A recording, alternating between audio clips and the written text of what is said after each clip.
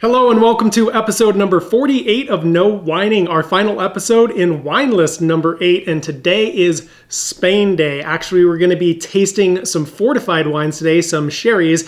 So these both are going to keep really well after you open them. Even if you leave them out on the counter for multiple weeks in a row, they will still be a-okay. All right, let's get into our first wine. This is a Lustau Solera Familiar Palo Cortado Peninsula Sherry. This is around $30. This wine is made from 100% Palomino Fino grapes and comes from Jerez. Now, again, in Spain, I'm trying to say things correctly because they have an intentional lisp built into their language. So I'm trying to say Jerez instead of Jerez. All right, so these grapes are coming from Jerez de la Frontera, which is a hot Mediterranean climate. The summers are very dry here in the very southern west tip of Spain in the Andalusia region.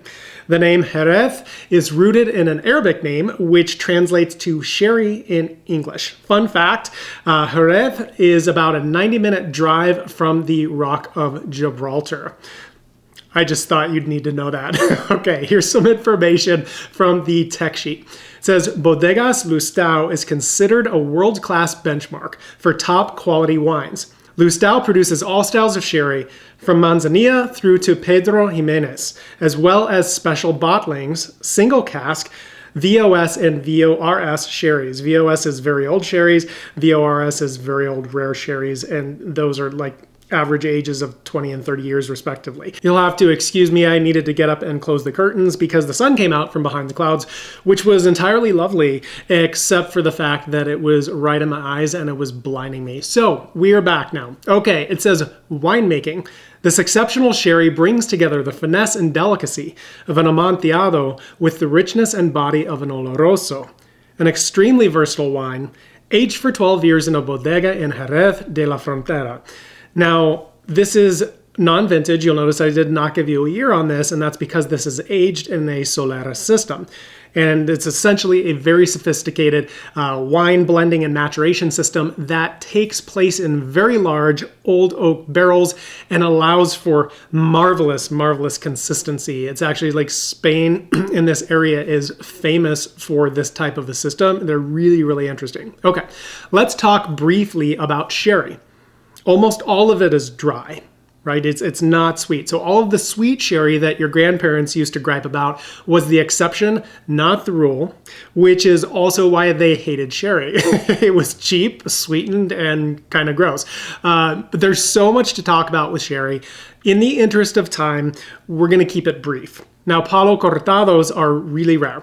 And as the tech sheet said, this exceptional sherry brings together the finesse and delicacy of an Amontillado with the richness and body of an Oloroso. Now, Olorosos are aged in huge oak barrels oxidatively, meaning that they are only partially full. So they are exposed to a lot of oxygen and they just age that way. And that's going to create a certain character and certain flavors and certain aromas in the wine. Amontillados, on the other hand, are biologically aged, so-called because they are aged underneath a layer of flor or yeast. It's a type of yeast which protects the wine from oxygen exposure. So they're aged there for a time before being refortified and then oxidatively aged like the Olorosos were. So basically they get some biological aging, aromas and flavors and characteristics, and they get some of the oxidative characteristics as well. And kind of Palo Cortado is basically a mashup of an Amontillado and an Oloroso. Palo Cortados are wines originally slated for biological aging, but the flor fails to fully develop. So they wind up being oxidatively aged in the end instead. Okay, there you have it, ladies and gentlemen. Let's get into this. This wine is clear. I'm going to call that a pale amber color and has a really high viscosity on the sides of the glass there. Let's send it to the schnoz. Okay, this wine is clean. It is certainly developing. It's a really pronounced aromas, starting out with, I'm going to say, fig and a little bit of prune, maybe even some like caramelized apricot. Yeah, some bruised apple, some dark chocolate, and certainly coffee as well. almonds, dried herbs, some hints of citrus, some walnut, vanilla, a little bit of roasted hazelnut. Okay, rounding out with bread dough and caramel. All right, that is awesome on the nose. Let's send it to the jaws.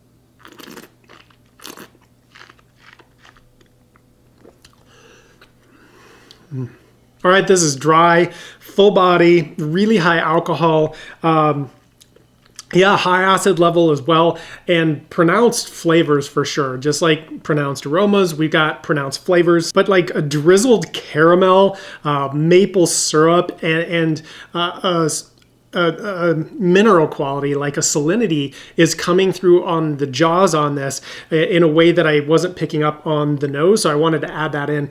And this has an extraordinary long finish. Like, wow, this is a hell of a wine. I am loving this. I hope you're enjoying it as well. I'm definitely going to say that this is out freaking standing. You talk about it's got the incredible length on it. It's got the intensity. It certainly has the balance. And then it's got layers upon layers upon layers of flavors, this depth, this complexity that's just amazing. Then it develops like even more on the palate, and this finish is freaking otherworldly. So wow. I'm going to say that not suitable for bottle aging. I mean, you could bottle age this, but why? Like, this is life-changing right now. So I'm going to say this is a drink me now wine. This is a phenomenal way to start out the episode. I hope you like this one as well. Let's go to wine number 2. This is an Alvear Solera 1927 Pedro Ximénez. This is around $35 for this precious little, beautiful, cute bottle. Isn't that fun? Okay. By the way, when I said high alcohol on the last wine, I meant really high alcohol. I looked at it. This is 19%. So that was a big one. Okay, this particular wine is going to be a little bit less, I believe, and this wine is made from 100% Pedro Ximénez grapes grown in the Sierra de Montilla La Calidad Superior, which is the Gran Cru subregion or subzone of the Montilla Moriles region south of Cordoba, Spain. Did you get all that? Okay. This is a semi-continental Mediterranean climate with really long summers that are super hot and super dry. This area is within the larger Andalusia region, like the sherry that we just tasted from Jerez. Here's some information from the tech sheet. Founded in 1729, Bodegas Alvear is one of the most prestigious and oldest family-run wineries in the world, and currently in the 8th generation of the family. It is the second oldest winery in Spain and the oldest in Andalusia, and is focused on producing the finest wines in Andalusia from the Pedro Ximénez variety. Although not as well known in the American market as Jerez, Montilla Moriles undoubtedly has a superior terroir to its southern cousin. In Montilla, the same albariza soils that Jerez is famous for dominate, and the baked chalky soil provides a fresh minerality to the Pedro Ximénez that phenomenally balances the variety's typical rusticity. Then it goes into some information on winemaking, and this is super interesting, so I would encourage you to really lean in and pay attention. Here we go. Alvear's biggest asset, due to the use of Pedro Ximénez, is that the grape can naturally reach 15 to 16% alcohol by volume on the vine, levels that Palomino could never reach. And now, sort of. What I mean is, they're saying it's going to reach 15 or 16% alcohol on the vine, and that's not the case at all, because there's not going to be any alcohol in the grapes when they're on the vine still. That doesn't happen until later when fermentation takes place. Essentially, the 15 to 16% alcohol that they're citing would actually come from the around 30 degrees of Brix, which is basically a measure of sugar concentration. Levels that will go even higher after the bunches of Pedro Ximénez grapes are dried out in the sun, leading to around 400 grams per liter of residual sugar in the final wine. Now that is like the second highest in the entire world, right behind Tokai Essencia. So because they're using Pedro Ximénez grapes with way higher sugar levels than the Palomino grapes, the tech sheet goes on to say, the result is that Alvear never fortifies their finos, amontillados, or olorosos, or Palo Cortados for that matter. And they only use fortification to halt the fermentation in their sweet wine. This is crucial as the vast majority of the distilled alcohol used for fortification in modern Spain is very low quality, bulk distillate produced in La Mancha. Alvear Solera 1927 is vinified in clay amphora. That's amazing. I did not expect that. Vinified in clay amphora from grapes that are sun-dried on mats in the vineyards and aged in a system of soleras y criaderas that was started in 1927. So there you have it. I hope you enjoyed that buildup, but it's all really, really important because these wines are not your typical wines at all. They're made through a completely different system. So anyway, I hope that added some value. Now let's get into the wine. Let's do this. This wine is a clear, deep brown with that, gosh, look at that super high viscosity on the sides of the glass there. You will notice that I have been giving myself baby pours, especially with this wine, because first of all, the bottle is tiny, but also there's really high alcohol content in these. And this is going to be a very sweet wine, so I'm thinking a little's gonna go a long way, but we'll find out. Okay, let's send it to the schnoz. All right, this is clean. It is developing really pronounced aromas, starting out with like prune, a little bit of maple syrup as well.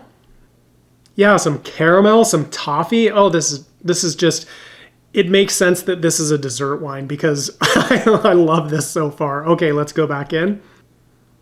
Okay, honey sweetened dark roast chocolate coffee.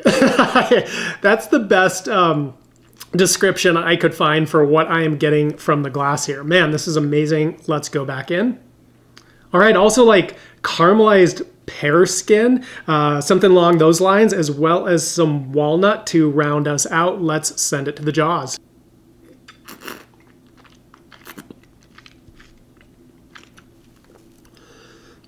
This is luscious. This is opulent, really full body on it. High alcohol for sure. It's sitting at 16%. So the first one was 19, this is 16, but the acid is really low on it, which is actually consistent for sure with this grape variety. Pronounced flavors on this.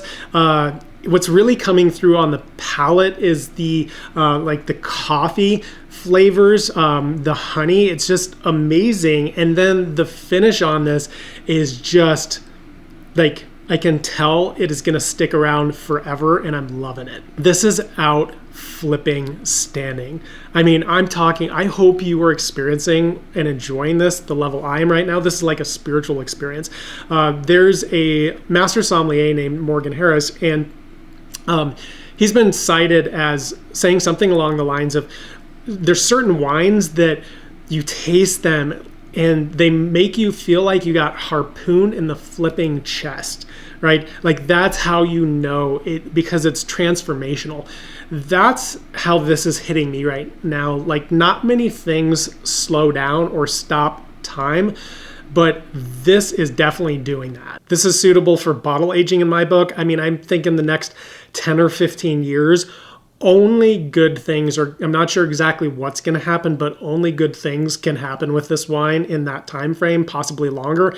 So this is super amazing. I don't even really know what else to say. It's an experience. So I hope you are tasting along with me right now. There's literally nothing in this wine that I want to be better. So, wow. Okay, let's bring these both in. I'm wondering which sherry you prefer.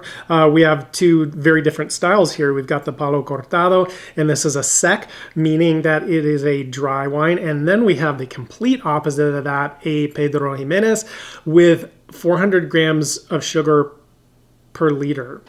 400 grams of residual sugar, like that is a lot. This is super sweet. I'm probably gonna get a sugar high after this. Okay, we have to pick one. I love both of these wines. On any other day, I think that this Palo Cortado would take top spot from just about any other wine. However, I am going with the Pedro Ximénez. This is just, it's an experience. This is an experience and I flippin' love it. Okay, so that is the verdict for today. Before we go, we need to pick our winners, the runner-up and the very best white wine and the runner-up and the very best red wine from the last 6 episodes from this wine list. Okay, now my plans have totally changed because I have some bottles from those episodes sitting over here, and here's what needs to happen. Okay, the wines we tasted today are both technically, they come from white grapes. And you might not notice that like looking at this type of a color, but they are from white grapes, not red or black grapes. And so I have to give the runner-up for the white wines to this Palo Cortado. I guess I'll do the bottle here. Here we go. Here we go. Alrighty. The one from today, absolutely phenomenal, as well as our winner, of course, which you probably know by now, is this Alvear, this Pedro Ximénez. All right, there we go. Now let's get to the reds. Here we go. The runner-up is this Chateau Bordeaux Grand Cru Classé Saint-Emilion. I love this. I love this. And I was debating because I almost pulled the Barolo from last week's episode, that Nebbiolo, because that was so good, but for whatever reason, I had to pick one, and I just felt like this was the one to go with. So this was an awesome wine. Not particularly inexpensive, but not over the top and worth every penny in my book. And then we have our grand prize winner for the Reds, this Au Contraire Lawler Vineyard Pinot Noir from Los Carneros in Sonoma County. This wine is bitchin'. Like, this is such a phenomenal wine. The day after I tasted this, I went back to the store and bought like 4 more of these, and I was scared. I was terrified they were gonna maybe be out of them.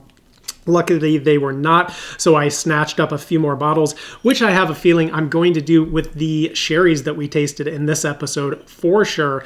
By the way, before you go, make sure that you check out the videos that I included links to in the description, because I gave you some great material there for a nice behind the scenes look at how sherries are made. I think you're going to enjoy that a ton. And I will see you back here in the next episode for wine list number 9.